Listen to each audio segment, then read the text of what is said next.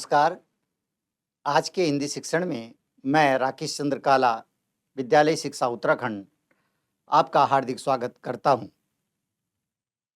आज हम हिंदी शिक्षण में कक्षा 11 हिंदी पाठ्यपुस्तक आरोह भाग 1 अप्पू के साथ 2.5 साल, जो कि सत्यजीत राय द्वारा लिखित है, उसके भाग 1 पर चर्चा करेंगे। आज के चर्चा के मुख्य बिंदु हैं सत्यजीत राय का जीवन परिचय, प्रमुख रचनाओं एवं पुरस्कारों पर चर्चा और संस्मरण विधा पर चर्चा। आइए हम सत्यजीत राय के जीवन परिचय पर एक नज़र डालते हैं। सत्यजीत राय, जो कि एक प्रसिद्ध फिल्मकार के नाम से जाने जाते हैं, इनका जन्म सन 1921 में कोलकाता, पश्चिम बंगाल में हुआ था। इनकी प्रमुख फिल्में अपराजिता, अप्पू का संसार, जलसागर, देवी चारुलता, महानगर, गोपी गायन, वाका वायन, पथेर पांचाली, ये सारी फिल्में बांग्ला भाषा में हैं। इसके अलावा शतरंज के खिलाड़ी और सदगति हिंदी भाषा में ये इनकी प्रमुख फिल्में हैं। सत्यजीत राय की जो प्रमुख रचनाएं हैं, उनमें प्रोफेसर शंकु के कारनामे, सोने का किला, जहांगीर की स्वर्ण मुद्रा, बादशाही अंगूठी आदि प्रमुख रचनाएं हैं। कुल मिलाकर के हम देखते हैं कि जहां इन्होंने प्रमुख रचनाओं को लिखा है, वहीं पर इन्होंने फिल्मांकन के लिए भी बांग्ला भाषा और हिंदी भाषा दोनों को चुना है। और यही कारण है कि इनको जो सम्मान मिले हैं, उन प्रमुख सम्मानों में फ्रांस का लेजिन डी ऑनर, पूरे जीवन की उपलब्धियों पर इनको ऑस्कर अवार्ड और भारत रत्न सहित फिल्म जगत का हर महत्वपूर्ण सम्मान इनको मिला है। आपको बता दूं कि जो ऑस्कर अवार्ड है, ये विश्व सिनेमा का सबसे बड़ा अवार्ड है, सबसे बड़ा पुरस्कार है, और सत्यजीत राय ने वह मुकाम हासिल किया है जिस कारण इनको की फिल्म के क्षेत्र में ऑस्कर अवार्ड से सम्मानित किया जा चुका है। इसके साथ साथ भारत रत्न का पुरस्कार भी इनको मिला है, और फिल्म जगत का जो सबसे बड़ा पुरस्कार है वो है दादा साहेब फाल्के पुरस्कार। दादा साहब फाल्के पुरस्कार से भी इनको सम्मानित किया जा चुका है। सत्यजीत राय की मृत्यु 1992 में हुई। भारतीय सिनेमा को कलात्मक ऊंचाई प्रदान करने वाले फिल्मकारों में सत्यजीत राय अगली कतार में हैं। कतार का मतलब होता है पंक्ति। ऐसे फिल्मकार जिन्होंने कि भारतीय सिनेमा को कलात्मक ऊंचाई दी है। दो प्रकार की फिल्में हम बनाते हैं, जिसमें एक मनोरंजनात्मक फिल्म होती है और एक कलात्मक फिल्म होती है। जो कलात्मक फिल्में होती हैं, उनमें मनोरंजन का ध्यान ज़्यादा नहीं दिया जाता है, बल्कि वास्तविकता का ध्यान ज़्यादा दिया जाता है, और वास्तविक चीज़ों को कला फिल्मों में उकेरा जाता है। तो कलात्मक ऊंचाइयां इन्होंने दी है। इनके निर्देशन में पहली फीचर फिल्म पथेर पांचाली, जो कि बांग्ला भाषा में थी और बांग्ला भाषा में 1955 में प्रदर्शित हुई, ये इनकी पहली फिल्म थी। उसने राय को अंतर्राष्ट्रीय स्तर पर प्रतिष्ठा प्राप्त करने वाला भारतीय निर्देशक बना दिया। पथेर पांचाली बांग्ला भाषा की फिल्म, जो कि 1955 में प्रदर्शित हुई, अंतर्राष्ट्रीय स्तर पर उनको प्रतिष्ठा दी। और अंतर्राष्ट्रीय स्तर पर प्रतिष्ठा देने का मतलब क्या है कि इस फिल्म को ऑस्कर अवार्ड के लिए नामित किया गया और उसमें उनको ऑस्कर अवार्ड भी दिया गया। तो यही कारण है कि अंतर्राष्ट्रीय स्तर पर भारतीय फिल्म का एक नाम, जो सत्यजीत राय था, वो प्रतिष्ठित हो गया। इनकी फीचर फिल्मों की कुल संख्या 30 के लगभग है। लगभग इन्होंने 30 फिल्मों का फिल्मांकन किया है और 30 फिल्में बनाई हैं, जिनमें मैंने अभी बताया भी था आपको कि बांग्ला भाषा में ज़्यादा फिल्में हैं और कुछ फिल्में आपकी हिंदी भाषा में भी हैं। इन फिल्मों के जरिए इन्होंने फिल्म विधा को समृद्ध ही नहीं किया, बल्कि इस माध्यम के बारे में निर्देशकों और आलोचकों के बीच एक समझ विकसित करने में भी अपना योगदान दिया।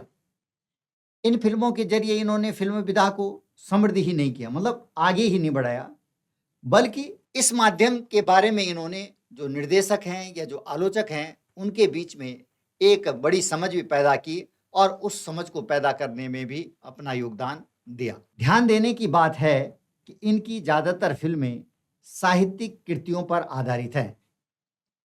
ज़्यादातर फिल्में साहित्यिक कृतियों पर आधारित है।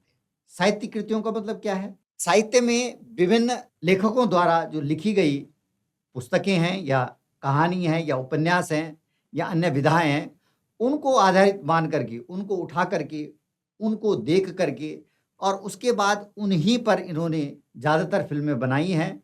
और इनके पसंदीदा साहित्यकारों में, जो इनके पसंदीदा साहित्यकार हैं, उनमें बांग्ला के विभूति भूषण बंदोपाध्याय जो कि बांग्ला के लेखक हैं और बांग्ला भाषा में लिखते हैं, वही विभूति भूषण बंदोपाध्याय हैं जिनकी एक रचना को उठा करके उन्होंने, जिसका नाम पथेर पांचाली, हमने बताया था कि जिसने अंतर्राष्ट्रीय स्तर पर इनको ख्याति दिलाई, वो जो रचना है वो विभूति भूषण बंदोपाध्याय की है, तो उस पर इन्होंने फिल्म बनाई। इसके साथ साथ हिंदी साहित्य में जो प्रमुख उपन्यासकार हैं प्रेमचंद्र जी, उनके उपन्यासों और कहानियों पर आधारित भी इन्होंने फिल्में बनाई हैं। तो कुल मिलाकर के विभूति भूषण बंदोपाध्याय से लेकर के प्रेमचंद तक इसमें शामिल है, जिनकी साहित्यिक रचनाओं पर सत्यजीत राय जी ने फिल्में बनाई हैं। फिल्मों के पटकथा लेखक, फिल्म का जो मुख्य अंश है वो है पटकथा। कैसी फिल्में चलेंगी, कैसे उसको के स्टेप वाइज जो फिल्में हैं एक के बाद एक, जो उसमें संवाद है या उसमें पटकथा है, जो कथा है मेन मुख्य जो कथा है वो कैसे चलेगी। संगीत संयोजन, कैसे उसमें संगीत डाला जाएगा या कैसे संगीत का संयोजन किया जाएगा, किस प्रकार का संगीत है। यदि बांग्ला भाषा में तो सीधी सी बात है कि संगीत वहाँ का लोकल होना बहुत ज़रूरी है, वहाँ का जो स्थानीय भाषा में जो संगीत है या स्थानीय लोक संगीत है उसका होना बहुत ज़रूरी है। तो इन्होंने फिल्मों में पटकथा लेखन भी किया, संगीत संयोजन भी किया एवं निर्देशन के अलावा राय ने बांग्ला में बच्चों एवं किशोरों के लिए लेखन का काम भी बहुत ही संजीदगी से के साथ किया है। कुल मिलाकर इन्होंने बड़े संजीदगी के साथ लेखन का काम किया है और बच्चों के लिए भी लेखन और किशोरों के लिए भी लेखन का काम इन्होंने किया है। इनकी लिखी कहानियों में जासूसी, रोमांच के साथ साथ पेड़ पौधों तथा पशु पक्षी का सहज संसार भी है। इनकी जो लिखी हुई कहानियां हैं उनमें जासूसी कहानियां, रोमांचक कहानियां और इसके साथ साथ पेड़ पौधों और पशु पक्षियों का सहज संसार, मिला जुला संसार भी इन्होंने अपनी कहानियों में बतलाया है। तो इनकी कहानियां बच्चों के लिए भरपूर मनोरंजन की कहानियां हैं। इस प्रकार हम देखते हैं कि फिल्मों में चाहे पटकथा लेखन का क्षेत्र हो, चाहे संगीत संयोजन का क्षेत्र हो, चाहे निर्देशन का क्षेत्र हो, चाहे लेखन का क्षेत्र हो, इन्होंने हर जगह अपनी भूमिका को निभाया है और विशेषकर बच्चों के लिए रोमांचकारी जासूसी कहानियां, पेड़ पौधों से संबंधित कहानियां और पशु पक्षियों के संसार से संबंधित कहानियों को भी इन्होंने लिखा है। यहाँ पर अपू के साथ 2.5 साल नामक संस्मरण पथेर पांचाली फिल्म के अनुभवों से संबंधित है। सत्यजीत राय का एक पार्ट जो हम इसके बाद पढ़ेंगे जिसका नाम है अपू के साथ 2.5 साल, ये एक संस्मरण है। अब यहाँ पर एक शब्द आया है संस्मरण। संस्मरण क्या है? संस्मरण गद्य की एक विधा है। इससे पहले आपने मियां नसरुद्दीन पढ़ा, इससे पहले आपने जो है नमक का दरोगा पढ़ा। तो नमक का दरोगा प्रेमचंद जी द्वारा जो लिखी हुई थी वो आपने देखा होगा कि वो कहानी विधा है। उसके बाद आपने देखा होगा कि जो मियां नसरुद्दीन आपने पढ़ा वो एक रेखा चित्र। और इसके बाद ये जो तीसरा पाठ आपके पास है, ये एक संस्मरण विधा है। अब संस्मरण क्या होती है? संस्मरण का साधारण अर्थ होता है याद। संस्मरण का मतलब याद करना। अब याद क्या है? इसमें क्या याद हो सकता है? तो संस्मरण गद्य की वह विधा है जिसमें लेखक अपने जीवन की किसी एक घटना का सचित्र वर्णन करता है या ऐसा वर्णन करता है जो उसके साथ प्रत्यक्ष रूप से घटी हुई हो। तो ऐसी घटना का वर्णन जो कि लेखक के जीवन में घटी हो और वो उसके मस्तिष्क पर प्रत्यक्ष रूप से विद्यमान हो, उसको जब वह अपनी लेखनी में बांधता है तो उसको संस्मरण कहते हैं। हमारे हमारे जीवन में, प्रत्येक के जीवन में कोई ना कोई ऐसी घटना घटित होती है या कोई ऐसे अनुभव होते हैं जिनको हम आजीवन प्रयत्न कभी नहीं भूल पाते और हम ये सोचते हैं कि ऐसी घटना से या तो कुछ निकल कर के आए, दर्शकों के सामने निकल कर के आए या जो पाठक है उनके सामने निकल कर के आए कि हमको कैसे इन चीज़ों से अनुभव लेना चाहिए या आगे बढ़ना चाहिए। उसको जब लेखक अपनी लेखनी में पिरोता है तो उसको संस्मरण कहते हैं। तो ये एक संस्मरण है और ये संस्मरण जो है पथेर पांचाली जो फ़िल्म है, पथेर पांचाली का मतलब होता है पथ के गीत। ये पथेर पांचाली जो शब्द है ये बांग्ला भाषा का शब्द है और पथ के गीत, चलते हुए जब हम गीत गाते हैं उसको पथेर पांचाली वहाँ कहा जाता है। तो फ़िल्म के अनुभव से संबंधित है और चूँकि इस फ़िल्म ने बहुत बड़ा, जो पथेर पांचाली फ़िल्म है, चूँकि इस फ़िल्म ने एक बहुत बड़ा मुकाम हासिल किया विश्व फ़िल्म जगत में और विश्व फ़िल्म पटल में, जिसके लिए सत्यजीत राय को ऑस्कर अवार्ड से भी सम्मानित किया गया।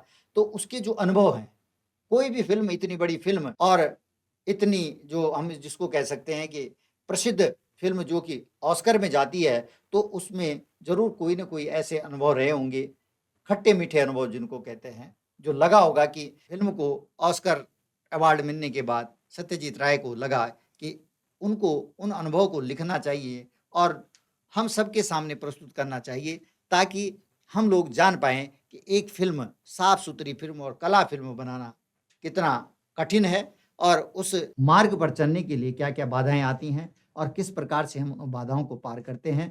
तो वो सब अनुभव उन्होंने, जो पथेर पांचाली फ़िल्म है, उसमें जो अनुभव हैं उसको हमारे सम्मुख प्रस्तुत करने के लिए उन्होंने एक संस्मरण लिखा है और जिसका नाम दिया है अपू के साथ 2.5 साल, जिसका निर्माण भारतीय फ़िल्म के इतिहास में एक बहुत बड़ी घटना के रूप में दर्ज है।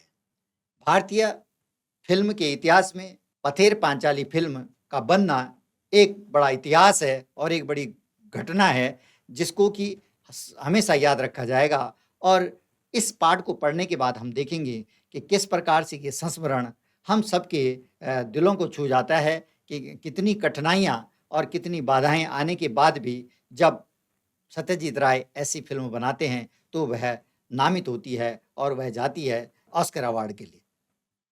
इससे फ़िल्म के सृजन और उसके व्याकरण से संबंधित कई बारीकियों का पता चलता है।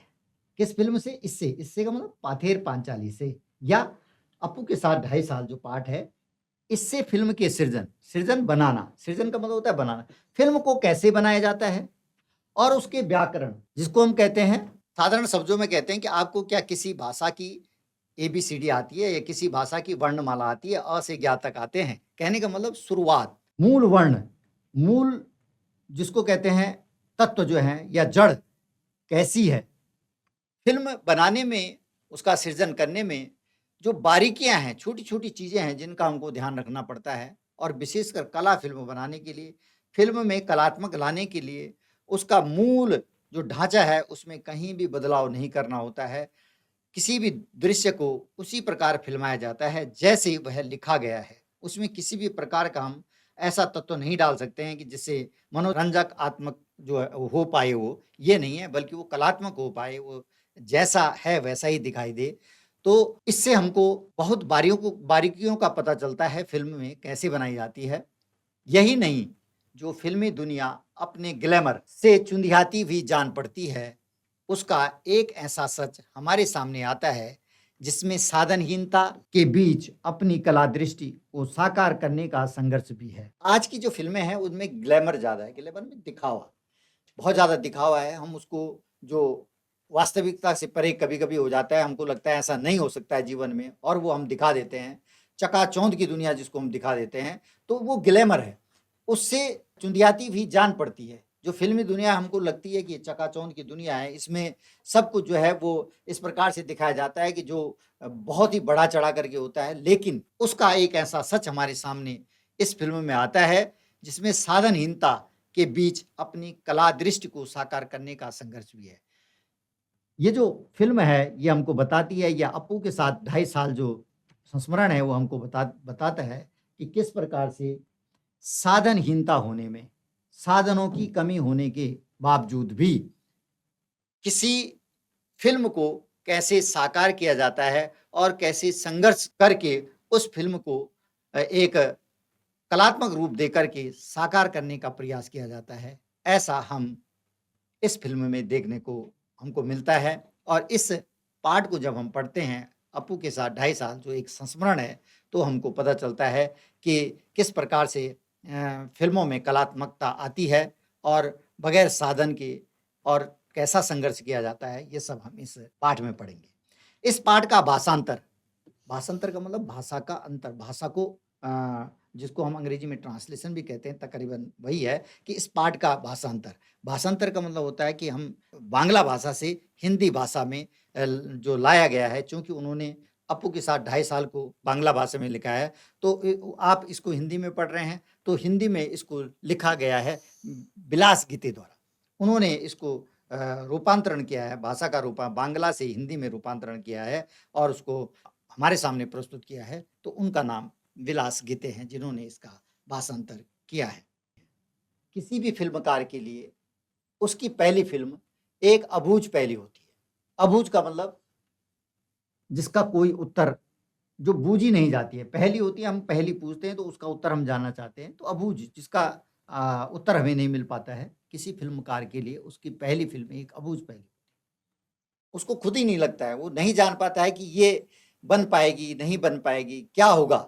मैं शुरुआत तो कर रहा हूँ पहली फ़िल्म बनाने का, लेकिन ये सपना साकार भी हो पाएगा। ऑस्कर अवार्ड जीतना तो बहुत बड़ी बात है, लेकिन बनाना ही, उसको आगे बढ़ाना ही बहुत ये सोचना वही बड़ी बात है कि मेरी फ़िल्म आगे चल पाएगी, नहीं चल पाएगी।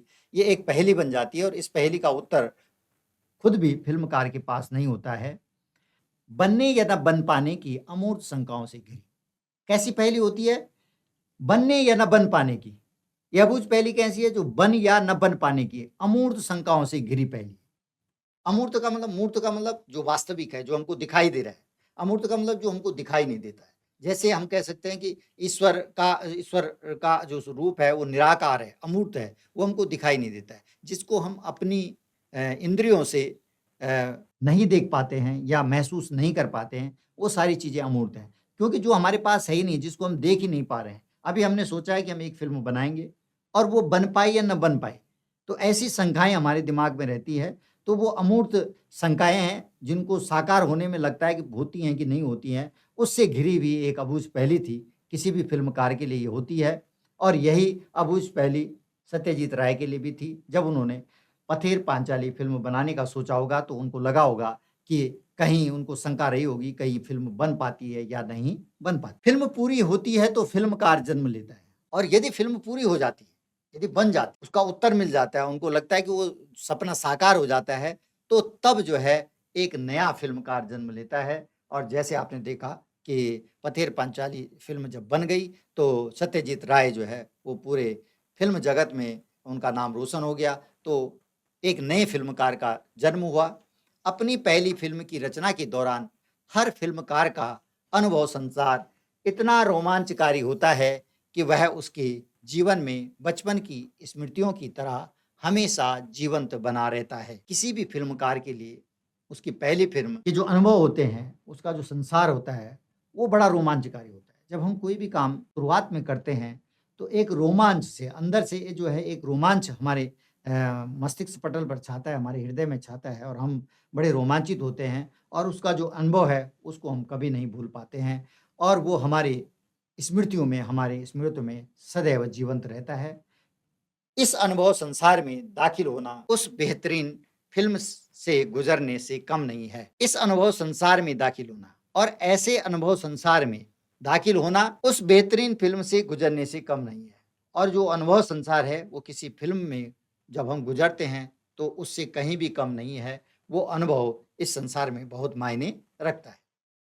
आज हमने जो कुछ भी चर्चा की और जिन-जिन बिंदुओं पर चर्चा की, उसका मूल्यांकन करते हैं। पहला है कि संस्मरण विधा क्या है?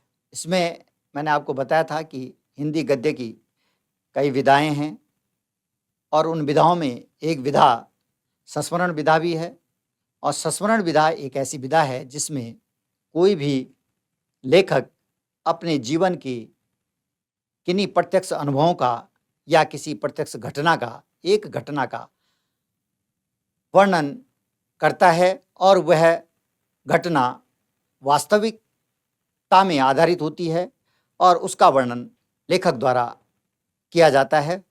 जीवन की स्मृतियों से संबंधित घटनाओं का वर्णन ही संस्मरण कहलाता है।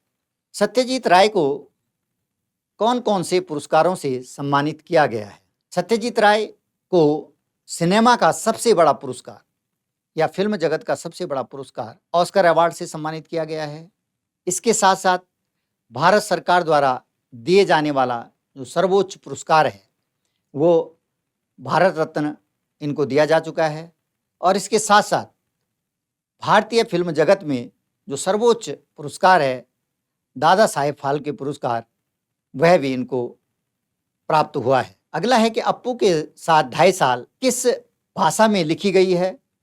अप्पू के साथ 2.5 साल किस फिल्म की कहानी है और यह फिल्म किस भाषा में लिखी गई है? अप्पू के साथ 2.5 साल जो संस्मरण यहाँ पर है, वो पथेर पांचाली फिल्म से संबंधित स्मृतियों से संबंधित है। जो पथेर पांचाली की स्मृतियाँ हैं या उसके जो अनुभव हैं, उनसे संबंधित है। तो ये फिल्म पथेर पांचाली से संबंधित है और यह किस भाषा में लिखी गई है?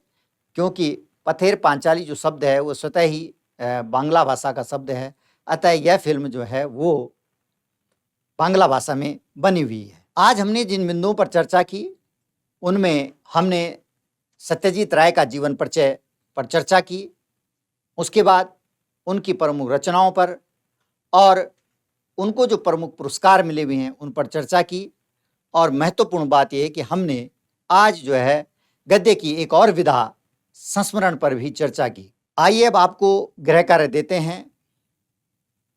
आप गद्य की किन-किन विधाओं को जानते हैं और आपने अपने पाठ्यपुस्तक को देखना है।